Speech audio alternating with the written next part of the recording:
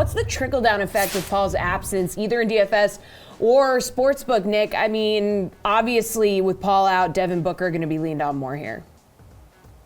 Yeah, I mean, the Suns obviously have leaned extremely heavily on Chris Paul since he arrived. He's missed, I think, 2 games in a Suns uniform, and I think both of those were for rest purposes last season. So, I mean, this is a guy that was missing 20-plus games seemingly every year in the middle of his prime, and all of a sudden he's in his late 30s, and he becomes this Iron Man. So, you know, he's single-handedly dragged this team from like a 35-win team to the best team in the league. There's going to be an adjustment period no matter what.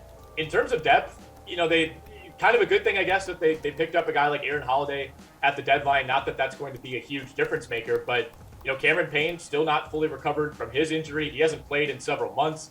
So we might see Aaron Holiday start in their first game after the break. You still have Elfrid Payton, you know, not an option that you're super excited about. Both Holiday and Payton could be interesting DFS plays in the short term. But ultimately, I think we see more of Devin Booker as the primary playmaker. And keep in mind that before Chris Paul arrived, Devin Booker essentially functioned as the Phoenix Suns point guard for almost a full season back in 2019-20. And in that season, he played 70 games. He averaged 36 minutes a game, 6.5 assists per game. And even in the season before that, when they started experimenting with Booker at point guard, he was almost at 7 assists per game. So in terms of individual production, I'm not in love with like going, you know, playing campaign in DFS, playing Aaron Holiday, playing Elfrid Payton. I think all those guys have pretty low ceilings. I think this is going to be pretty big, though, for Devin Booker's value. As long as he can stay healthy going forward, I think he's the guy that gets the biggest boost. Matt, when Paul is on the floor, Phoenix averages 115.9 points per 100 possessions. Without him, that number drops to 104.9. I mean, you can't really overstate how big of a loss this is. Yeah, it's definitely a big loss. Although I think like there's some noise to the stats like that. For instance, when Paul's not on the court, it's less likely that the game is close. Like they may just be playing garbage time for a lot of those minutes. And then also it's definitely more of a problem this year than it's been in years past because Cameron Payne's been injured. That's really the key here for me. If Payne comes back, I'm not as worried about Chris Paul. Like that drop off from Paul all the way down to Elfrid Payton and Aaron Holiday, I think is huge. And I think like the 10 points less per 100 possessions, like that is probably a realistic assessment of what might happen. But with Cameron Payne playing, I think we see him kind of bridge that gap, and then it'll be, you know, just a small drop off, but not a major one.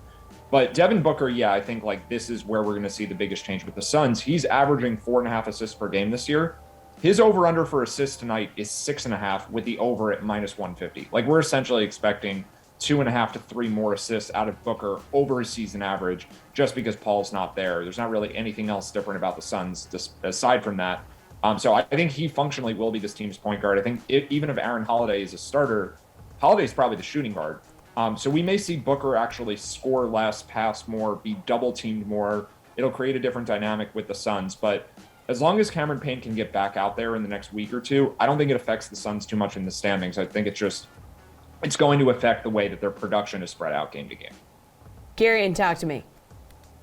Yeah, just going to kind of echo what these guys are saying. I mean, you've got a situation where I guess in the immediate future, like tonight, you can use Aaron Holiday because he's like $3,700 and he's probably going to play 25 to 30 minutes because Cameron Payne is unavailable. But when Cameron Payne comes back, Payne is first and foremost probably going to be the immediate replacement in the starting lineup for Chris Paul as soon as he's ready.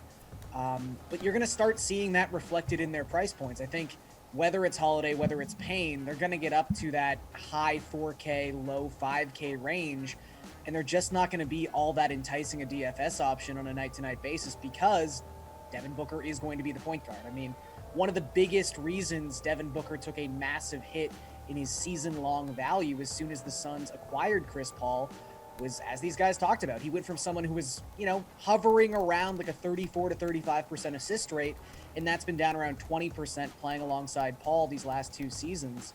You know, this is someone who has been amazing across his last 18 games, and in those 18 games, when the possessions and minutes he's played without Chris Paul, he's got a 38% usage rate, and he's averaging 1.4 DraftKings points per minute. So this is now just Devin Booker's world. There really isn't like a trickle-down effect that entices me in DFS. It's just Devin Booker is now going to take on much more of a role than his already substantial role for Phoenix. So That's really the 1A and 1B effect here.